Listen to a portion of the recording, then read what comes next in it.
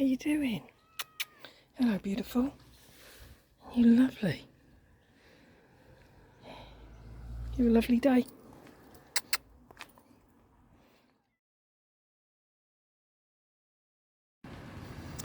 Just had a walk in the park. It's about 3 in the afternoon on Monday. What is it? The 12th of July 2021. I was talking to my mother on the phone most of the way round the park, and as I got 3/4 of the way through this long conversation, I noticed a group of policemen going into the park, and they approached a young woman with a Tesco's bag and escorted her out, and one of the coppers was holding the shopping bag.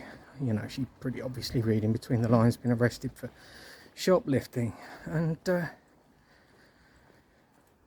I don't know, it's not the fault of the police, it's the status quo. But people, you know, have got this world of temptation and possession and wealth and beauty, and if you're not cut out for it for whatever reason, I'm not suggesting just taking it is a legitimate thing to do, but you know, you got to look at the slightly more positive angle and think, you know, why do people do it?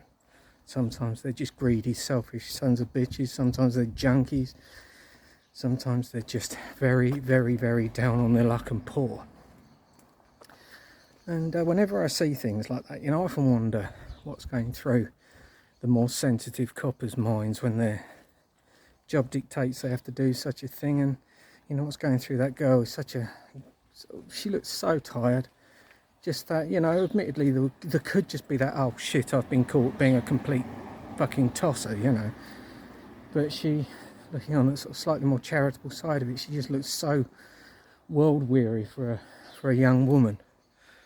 And I couldn't help, I don't know, just ruminating on it, you know, from every possible angle. And I kind of felt for her. But then again, I thought for the police as well, you know, everybody in the situation. Just thought it must be horrible sometimes when your morality says this isn't right, but you still have to do it, you know.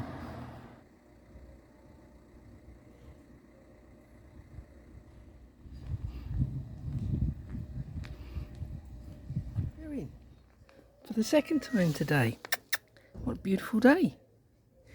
What gorgeous. Oh, you're one of them, are you? Yeah, I've met your type. I wasn't expecting that though.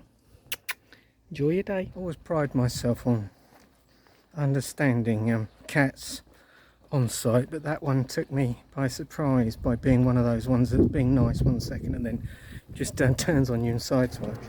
I do find that black and white world of my youth is now 100% various shades of grey. It's like a situation a few years ago in a shared houses.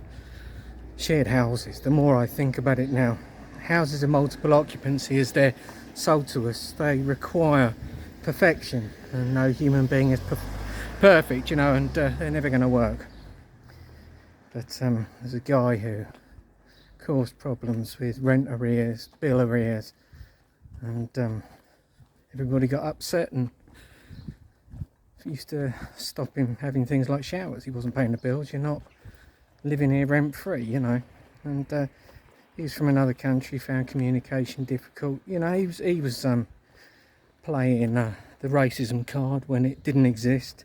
But there's something about him that made me just think, no, there's more to this than just issues with bills and that. And he was gay, and he was having men to visit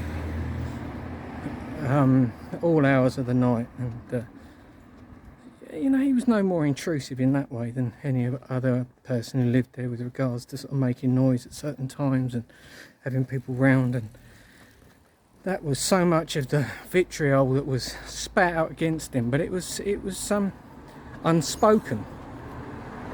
I knew one of the people I shared the house with was religious and hated gay people on principle, and couldn't be sure about the others, but you know, there was just more to it.